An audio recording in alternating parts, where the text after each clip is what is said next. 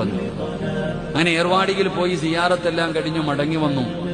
ഞാൻ പറഞ്ഞു, 10 ദിവസം കഴിഞ്ഞിട്ട് ഡോക്ടർ ടെസ്റ്റ് ചെയ്യാൻ പറഞ്ഞിരിക്കുകയാ, നിനക്ക് ബ്രെയിൻ ട്യൂമറാ. ഞാൻ ആ ഉമ്മയോടും ആ മകനോടും പറഞ്ഞു, നിങ്ങൾക്ക് ബ്രെയിൻ ട്യൂമറാണ്, പേടിക്കൊന്നും വേണ്ട. പക്ഷെ അടുത്ത ടെസ്റ്റ് ചെയ്യുമ്പോൾ ഒരൽപ്പം പോലും അണുക്കൾ എന്റെ ശരീരത്തിലില്ല.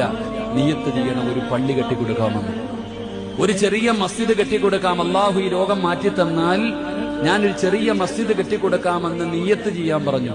മാറിയ കെട്ടിക്കൊടുത്താൽ മതിയെന്ന്. 13 ദിവസം കഴിഞ്ഞ് പോയി ടെസ്റ്റ് ചെയ്തു. ഡോക്ടർ 2 റിസൾട്ടും എടുത്തിട്ട് പറയുന്നു, ആദ്യത്തെ റിസൾട്ടിൽ 68% ഉണ്ടായിരുന്നു, രണ്ടാമത്തെ റിസൾട്ടിൽ ഒരു അംശം പോലുമില്ല. ഇതാണ് സദഖ. നബി തങ്ങൾ പറഞ്ഞു, അസ്സദഖത്തു റദ്ദുൽ ബലാ, സദഖ വിപത്തുകളെ തട്ടിമാറ്റും.